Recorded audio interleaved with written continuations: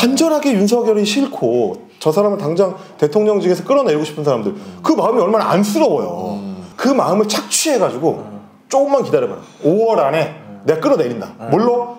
내가 이 태블릿 PC 판때기를 가지고 저걸 끌어내린다. 사기를 치는 거죠.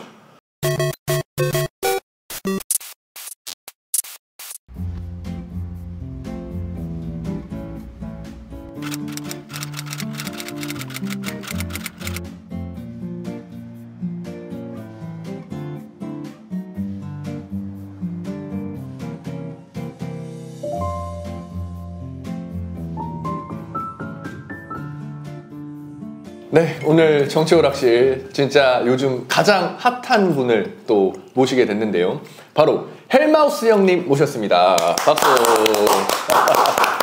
감사합니다. 안녕하세요. 사실 저희가 원래 인터뷰 컨셉의 술방인데 네. 원래 형님이 술을 안 드신다고 사는데 네, 저 술을 안 합니다. 그러니까 이제 술을 원래 안 드시는 거예요? 아니면 뭐 건강상 끊었을 수도 있고 뭐 건강 때문이긴 했는데 제가 뭐 그래요? 뭐 농내장이나 뭐 이런 것도 있고 해서 원래 20대 때는 뭐 드셨다가 엄청 마셨죠, 엄청.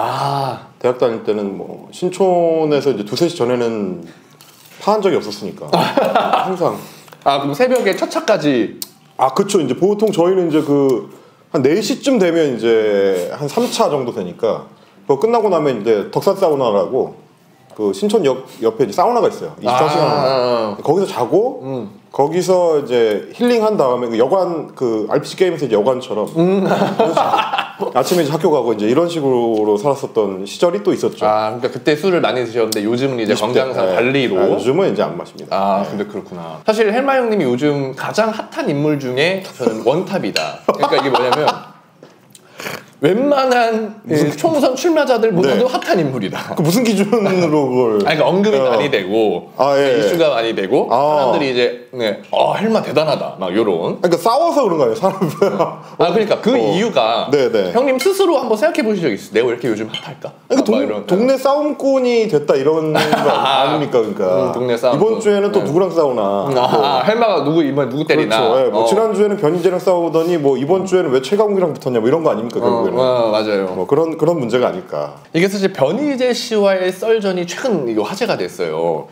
변희재 씨는 뭐 제가 사실 유튜브 헬마우스라는 채널을 시작할 때부터 어디서 인터뷰하면 자주 언급을 했었는데 JTBC에서 이제 방송 작가 하다가 유튜브를 하게 된 계기가 이제 변희재 같은 그런 어떤 극우 유튜버들의 행태, 그거에 대해서 이제 소위 레거시 미디어라고 하는 기성 매체들이 제대로 좀 대응을 못하고 있다라는 문제의식에서 이제 출발한 거거든요. 그게 이제 헬마우스 채널. 그렇습니다. 헬마우스라는 이제 유튜브 채널을 별도로 만들게 된 계기가 기존 매체들은 소위 말하는 그 유튜브의 그 레카들, 이슈를 만들어서 그걸로 이제 자기 그 장사 수단으로 삼는 사람들에 대해서 자꾸 받아주면 매체에서 다뤄주거나 아니면 보도하거나 대상으로 해서 보도하거나 그러면 이제 오히려 마치 그 업계의 대표 주자인 것처럼 인식이 돼가지고 그러니까 그 사람들을 역으로 띄워주는 그런 효과가 있다라고 보는 거네요. 뭐 JTBC 뉴스에서 언급이 되면 더 좋아한다. 그렇지. 그러니까 이런 문제의식 때문에 그때는 유튜브에서 떠들고 다니는 사람들을 제대로 이제 다루지를 못했는데 사실 그게 그러다 보니까 초기에 일종의 정화 작업을 하는데 좀 실패하는 계기가 됐죠. 문제가 점점 커졌고 나중에는 이제 걷잡기가 좀 어려워지는 그런 문제로 됐는데 그래서 그냥 그럼 어쩔 수 없다. 그냥 나라도 그냥 유튜브를 직접 해가지고 그 사람들이랑 소위 말하는 멱살잡이를 해주는 누군가가 계속 좀 나와줘야 될 것 같다. 그래서 방송을 하게 된 거죠. 약간 그런 개념인 것 같아요. 그러니까 언론에서 이 사람들을 다뤄주기에 너무 띄워주는 거니까 소위 말해서 장기로 따지면 쫄은 쫄로 상대를 해야 된다. 뭐 이런 거. 그러니까 이제 우리 식으로 하면 이제 족밥 싸움이라고 하는데. 그러니까 이제 그래서 2019년 무렵에 이제 헬마우스 채널을 오픈을 하고 뭐 윤서인이라든지 뭐 성재준이라든지 요즘 말로 하는 소위 이제 극우 유튜버들. 거기에 이제 변희재도 뻑가라든지. 그렇죠. 변희재도 포함이 되는 건데 그런 사람들하고 소위 알고리즘 교란을 목적으로 이제 유튜브를 시작했었죠. 그러니까 계속 언급을 해주고 얘네들이 뭐가 틀렸는지를 이야기를 해줘야 팩트도 좀 집어주고 그렇죠. 그래야 이제 성재준 유튜브 채널, 변희재 유튜브 영상을 봤던 사람들의 영상 끝에 헬마우스 같은 팩트체크 채널이 붙으면서 사람들이 좀 균형 있게 영상 볼 수 있지 않을까 그런 시각으로 이제 이 유튜브 활동을 시작을 했던 거죠. 변희재 씨가 이쪽에 와서 활동하게 된 게 벌써 좀 됐잖아요. 왜냐면 반윤석열로 이제 들어온 거니까 이쪽으로. 예. 근데 왜 하필 지금 시점에 형님이 이런 썰전이 붙었을까? 요 포인트가 좀 궁금하신 분이 계실 것 같아요. 그것은 알기 싫다라는 이제 오래된 팟캐스트 그 채널이 있어요. 네. 거기서 제가 변희재를 집중적으로 다룬 게 아마 한 1년 반? 뭐 그 정도 됐을걸요? 그 전에 이제 인터넷 시장에서 그런 사람들이 어떻게 지난 10년 동안 자기의 모양을 바꿔가면서 시스템에 침투해 왔는가 이제 그런 거를 그때 한번 본격적으로 다룬 적이 있었고 그 전에 뭐 헬마우스 유튜브 채널 할 때도 변희재의 문제점들 그가 하는 거짓말 그리고 사람들을 어떻게 현혹하는가 그리고 그게 이제 소위 말하는 일본 극우들과 어떻게 연이 닿아 있는가 어떻게 그걸 돈벌이에 이용하는가 뭐 이런 것들까지도 깊이 있게 다뤘었던 적이 있죠. 그래서 저는 그런 언급을 쉬어본 적이 없어요.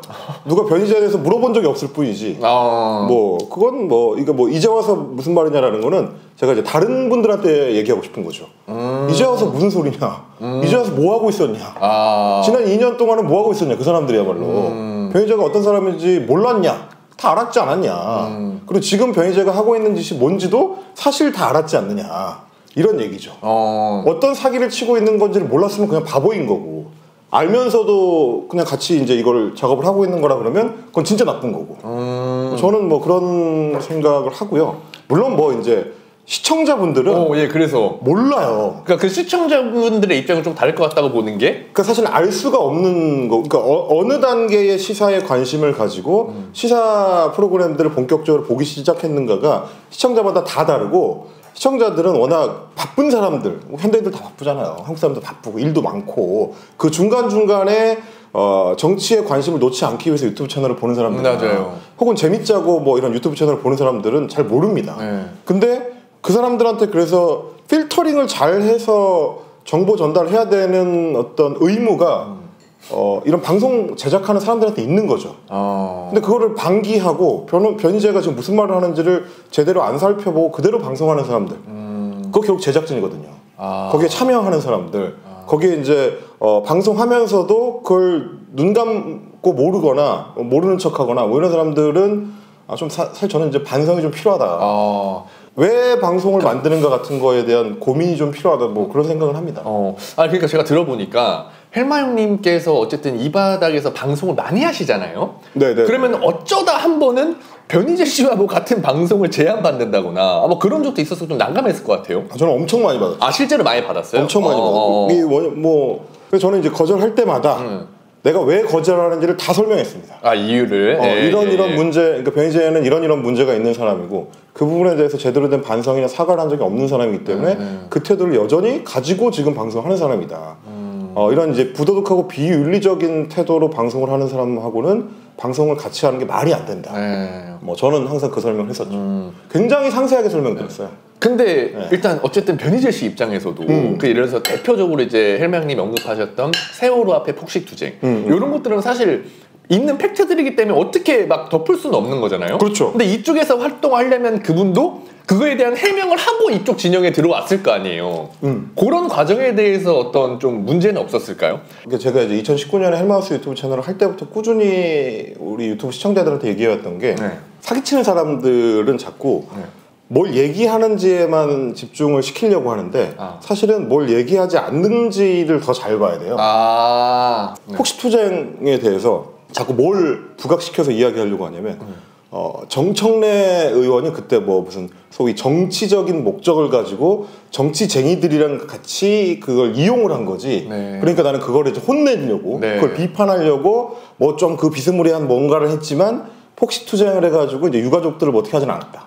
이런 식의 얘기들. 거짓말이거든요. 거짓말입니다. 사실관계에서 누락시키고 있는 것들이 있거든요. 이를테면 거기에 유가족이 뭐 없었다. 그럴 리가 있겠습니까? 근데 뭘 근거로 그런 주장을 하시는 거죠? 그냥 거짓말을 하는 거죠. 왜 거짓말을 할 수 있느냐? 사람들이 그걸 찾아보지 않아요. 2014년 7월, 8월, 9월에 실제로 무슨 일이 있었는지를 자세히 다 바쁜 사람들이라니까요. 그게 문제예요. 사람들의 기억이 희미해지고 그리고 다시 찾아보지 않는다는 점을 파고듭니다. 그래서 자기가 뭐 마치 그 진중권한테 무슨 지도 흔들었듯이 그 뭔 지도인지도 몰라.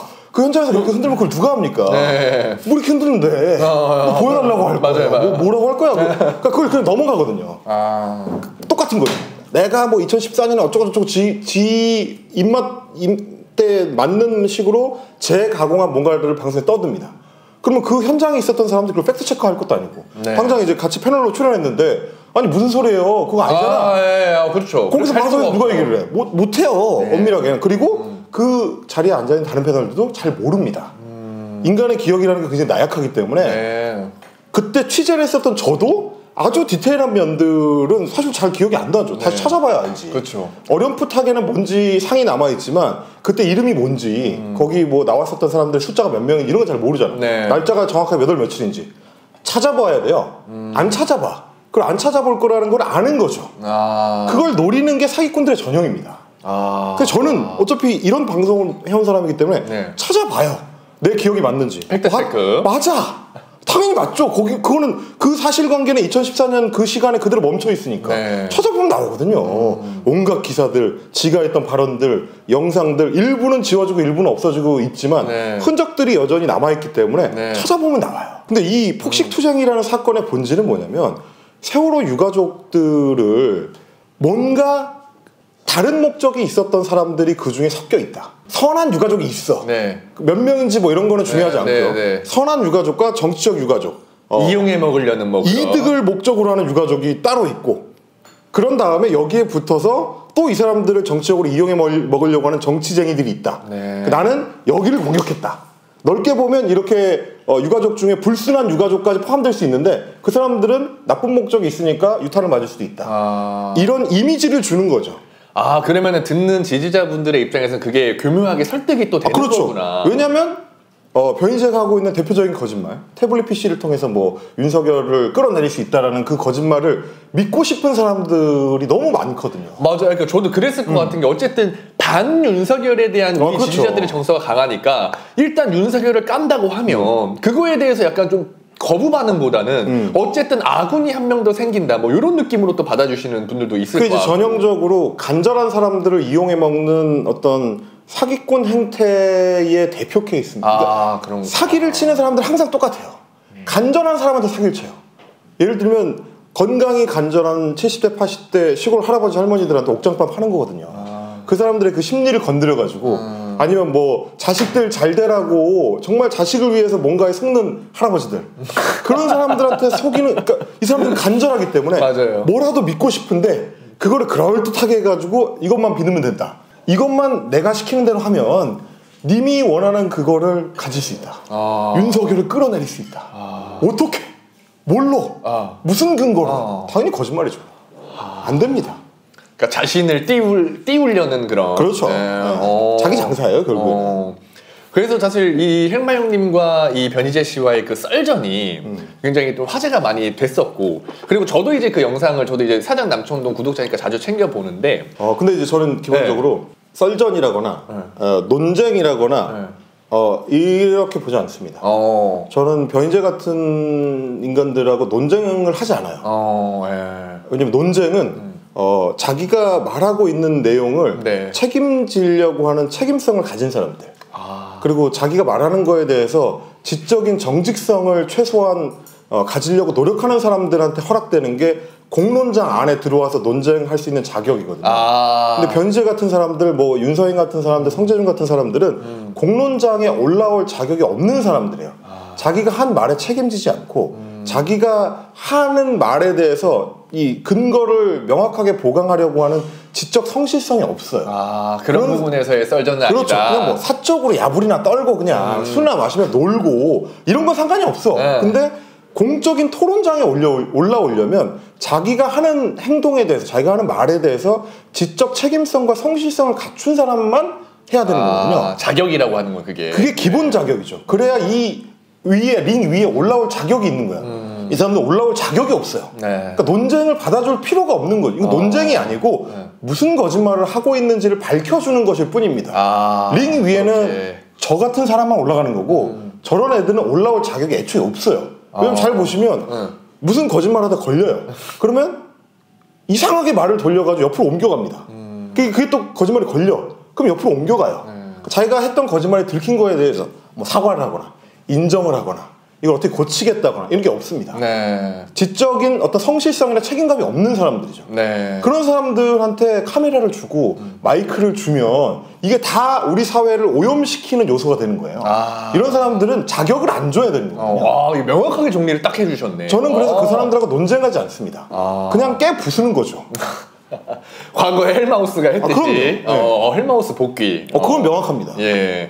아니 그래서 남촌동에서 이제 그 형님이 그런 말을 한 게 제가 좀 기억이 나는데 웬만하면 이제 나이 그 정도 드셨고 하니까 뭐 고소하거나 이런 것까지는 좀 지저분하게 하지 말자 막 이런 얘기를 했던 게 기억이 나요. 아 제가요? 예. 근데 어쨌든 그 변희재 씨가 고소를 또 한 것 같더라고요. 저는 뭐 고소를 하든지 말든지의 입장인 거고. 아 그래요? 다만 이게 또 뭐의 문제냐면 뭐 일테면 이제 자기 말대로 지 말대로 이게 이제 논쟁이었다. 공론장에서 이루어진 논쟁이었다라고 하면 고소 고발은 직접적으로 선택할 수 있는 게 아니에요. 소위 말하는 논객들은 공론장에서 논거를 가지고 싸우는 거지. 자기가 좀 밀린다. 아니면 뭐 좀 할 말이 없다. 혹은 저 사람을 조용히 하게 만들고 싶다. 그래야 자기 장사에 방해를 안 받으니까. 그때 이제 그럴 때 고소하고 고발하는 거예요. 그러니까 입막음을 하기 위해서. 뭐 예를 들면 제가 형사 조치를 했었던 유일한 사례는 우리 집 주소를 알아낸 뭐 그때 이름 뭐였더라? 배인규. 그런 애들 지금 이제 신남성연대라는 뭐 이상한 조직을 하고 있는 이런 애들이 우리 집 주소를 알아내가지고 우리 집에 와서 아내를 무슨 해코지를 하겠다라는 식의 협박을 한다. 이건 이제 형사 조치를 해야죠. 그건 형사 조치를 하는 거지만 그게 아니라 유튜브에서 유튜브식으로 부딪혔다. 그럼 유튜브에서 푸는 거죠. 방송에서 부딪혔다. 방송에서 푸는 거죠. 맞네. 그런 문제거든요. 그러니까 그런 자격 요건을 얘기할 때 소위 논객이라고 하려면 상대방을 고소하는 거는 논객이 아니에요. 이를테면 그런 거죠. 그런 문제라고 저는 이제 생각을 합니다. 아니 그리고 사실 신남성연대 같은 경우도 윤석열을 찍으면 여가부 폐지하겠다 하고 해서 어쨌든 애들을 끌어모아서 콩두돈 받고 뭘 했단 말이에요. 근데 지금 여가부 폐지 지금 벌써 2년 지났는데 안 됐잖아요. 그렇죠. 그럼 그거에 대해서 난 애들이 왜 그 문제 제기를 안 할까도 궁금해요. 아니 네가 한다고 해서 이 찍었는데 왜 윤석열 여가부 폐지 안 하냐. 지금 여가부 아직도 있고 지금 예산 편성되고. 얘네가 웃긴 게 뭐냐면 윤석열이 여가부 폐지를 공약을 했었는데 실제로는 약속 이행을 안 한다. 그러면 제가 그렇게 만들겠습니다. 제가 아까 말씀드린 변희재도 뭘 하다가 거짓말인 게 탄로나 그럼 옆으로 살짝 옮기고 탄로나 옆으로 살짝 옮기고 이게 똑같은 거예요. 여가부 폐지를 한다니까 찍어줍시다. 뭐 우리가 해서 당선시킵시다 했어. 근데 안 하잖아요. 그러면 내가 더 압박을 해가지고 폐지시키도록 만들 테니까 저기 지금 그걸 가로막고 있는 뭐 정부 내부에 누구가 있어. 이런 애들을 치우기 위해서 나를 더 열심히 도와줘야 됩니다. 그럼 또 돈을 줘요. 그래도 안 되잖아. 그럼 이제 딴 걸 꺼내옵니다. 다른 이슈. 여가부 폐지 말고 다른 거. 여기 뭐 민주당 뭐 페미 어쩌고 막 그렇죠. 뭔가 다른 거야. 이슈가 발생을 하면 소위 이제 이슈 레킹을 하는 거죠. 새로운 이슈가 발생하거나 혹은 지가 끄집어내서 만드는. 그래서 뭐 그 사람 집 앞에 가서 또 난리치고 막 회사 앞에 쫓아가서 뭐 난리치고 이런 행태를 계속하는 거죠. 그러니까 깜짝 놀란 게 형님 집 앞에도 왔다면서요? 그럼요. 그러니까 이게 이제 뭐랑 똑같은 거냐면 변희재 같은 경우도 처음에 이제 태블릿 PC 막 그래가지고 자기가 그 상징을 먹었죠 이제 태블릿 PC라는 이슈를 자기가 완전 장악을 했어. 이건 내 거 이렇게 해가지고 했잖아요. 근데 이제 최순실이나 박근혜가 대법원 가가지고 해당 태블릿 PC는 최순실이 사용한 게 맞다. 이미 대법원의 판결문에 박제가 됐어. 그러면 어떻게 하느냐? 살짝 바꿔가지고 태블릿 PC는 태블릿 PC인데 처음에 JTBC에 보도됐던 그 태블릿 PC 말고 장시호가 중간에 그 특검팀에 제공했다고 하는 또 다른 태블릿 PC. 근데 이름 태그는 똑같아. 태블릿 PC니까. 태블릿 PC니까 중간에 들어온 사람은 그게 그건지 모르고 처음에 있었던 사람도 이게 더 중요하다고 하니까 일로 또 갑니다. 또. 그러니까 이런 식으로 또 옮겨가거든요. 애들 다 하나씩 다 똑같아요. 결국에는 무한으로 확장하는 영원 회귀. 계속 이 사회는 문제인 거고 이 사회를 뜯어 고치기 위해서 뭐가 필요하다? 나한테 후원을 빡세게 해줘서 내가 그 이슈랑 계속 싸울 수 있게 해줘야 돼. 이게 뭐랑 똑같으냐? 휴거를 기다리는 종교 집단이랑 똑같습니다. 포인트가 사람들의 심리를 이용한다에 있네 이게. 간절한 사람들의 마음을 저는 마음을 착취한다고 하는데 간절한 사람들의 마음을 착취하는 거죠. 간절하게 윤석열이 싫고 저 사람을 당장 대통령직에서 끌어내리고 싶은 사람들 그 마음이 얼마나 안쓰러워요. 그러면 그 마음을 가지고 어떻게 정확한 정보 전달을 통해서 이 시대를 함께 이겨내거나 다음 계기를 통해서 정권의 어떤 힘을 무력화시키거나 네. 뭐 어떤 다른 계기를 만들어낼 수 있는데 사람들을 설득하는 게 아니고 그 마음을 착취해가지고 조금만 기다려봐요. 5월 안에 내가 끌어내린다. 물론 마치 쉽게 판때기를 갖고 내려온 모세처럼 내가 이 태블릿 PC 판때기를 가지고 저걸 끌어내린다. 사기를 치는 거죠. 그러면 그 사람들이 너무 간절하니까 그래 뭐라도 좀 지푸라기라도 좀 붙잡고 싶은 사람들, 그 사람들을 속이고 그 사람들한테서 삥을 뜯는, 조회수도 뜯고 돈도 뜯고 인기도 뜯고 이렇게 하는 거죠. 명성도 뜯어내고 이 짓을 계속 반복하는 겁니다. 사실 정치오락실이 여러분들이 광고가 원래 없던 그냥 하던 채널이었는데 요즘 정치오락실을 보시고 이 아임굿 사장님께서 정치오락실 광고를 해주시겠다고. 저희 정치오락실에 이 들어온 아임굿이라는 제품은 민주진영에서 가장 유명한 제품 중에 하나예요. 근데 이 아임굿이 정치오락실 최초로 처음으로 광고를 해주셨습니다. 진짜 제가 영광입니다. 영광. 자, 많은 분들이 좋아하시고 재구매하시는 간편한 기력회복, 숙취해소의 특허를 받은 온가족 가족활력 과채 음료 아임굿입니다. 자, 여기 나와 있죠. 형님 아임굿 혹시 들어보신 적 있으세요? 저희 사장남 천동에도 광고가 들어왔습니다. 그래요? 저도 먹어봤는데 이거 그러니까 일종의 에너지 드링크 같은 느낌이죠. 맞습니다. 네, 그래서 이게 뭐냐면 간에 좋은 녹조류 스피루리나를 통해 식물성 단백질 음료로 개발을 시작하여서 추가로 패션 후르츠와 미나리 그리고 사양 벌꿀 등을 넣어 과채 음료로 완성한 게 바로 이 아임굿이다. 그래서 이 성분 검사 결과 비타민 5종, 미네랄 6종, 아미노산 18종 이렇게 한 포에 총 29종의 성분을 함유한 기능성 과채 음료가 요 아임굿입니다. 그래서 평소에는 기력 회복과 생색 활력 음료로 드시면 되는 거고 그렇죠. 음주 전후에는 숙취해소 음료로 드시면 된다. 요게 포인트가 되겠고 특히 이 미네랄 6종에서 철분을 풍부하게 함유하고 있습니다. 근데 이 철분이 뭐냐? 혈관의 피 안에 산소를 공급하는 헤모글로빈이 이 주요 성분이 철분이고요. 뇌의 산소 공급 부족으로 생기는 빈혈, 두통, 그리고 피로, 탈모 증상 같은 거에도 큰 도움이 됩니다. 아임굿의 핵심 원료인 이 스피루리나는 피로와 알코올로 손상된 간 기능의 개선 효과를 주고 피부 건강과 혈중 콜레스테롤 개선에 도움을 줍니다. 또한 운동 능력까지 같이 향상을 시켜주는 어마어마한 효과가 있는 거죠. 이렇게 29종의 성분 중 한 가지와 4가지 재료 중 한 가지만 소개를 드려도 왜 만성 피로 직장인, 집중력이 필요한 수험생, 육아 가사로 지친 주부, 그리고 기력 회복이 필요한 우리 부모님 등 온 가족의 활력은 이 왜 아임굿인가 요거를 이제 알 수가 있는 거죠. 여기서 실제로 리뷰 하나만 소개해드리고 마무리하겠습니다. 자, 뭐냐면 이동땡님이 남겨주신 리뷰인데 54세의 남성입니다. 최근 들어 늘 피곤하던 차에 아임굿 광고를 듣고 왠지 모르게 주문하고 싶어서 먹기 시작했는데 좋아요.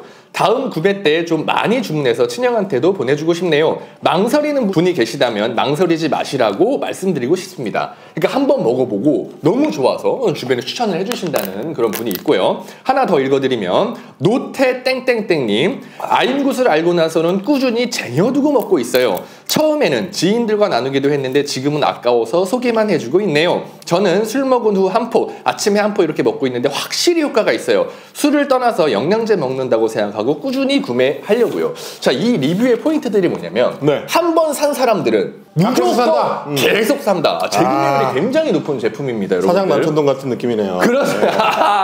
그러네. 한 번 보면 계속 보는 거예요. 계속 보는 거예요. 그렇죠. 네, 그래서 아무튼 아임굿은 이 추출 난이도 때문에 월 1회 한정 추출하여 생산을 하고 있고요. 생산량의 95%는 민주진영의 사전 예약으로 40% 특가로 공급을 하고 있으며 생산량의 5% 정도는 도소매 업체를 통해서 쿠팡과 네이버 등에서 정가로 판매하고 있습니다. 이 얘기가 뭐냐면 아임굿을 100개를 생산하면 95%는 이 민주진영에서 40%의 할인가로 주신다는 얘기거든요. 솔직히 이런 분들 저희가 구매를 해드려야 되지 않겠습니까? 그렇죠, 이 민주진영의 어쨌든 발전을 계속 도와주시는 분들이기 때문에 여러분들 아임굿 많은 사랑 부탁드리고 구매는 제 링크에 영상 하단 링크에 고정해 놓도록 하겠습니다. 감사합니다.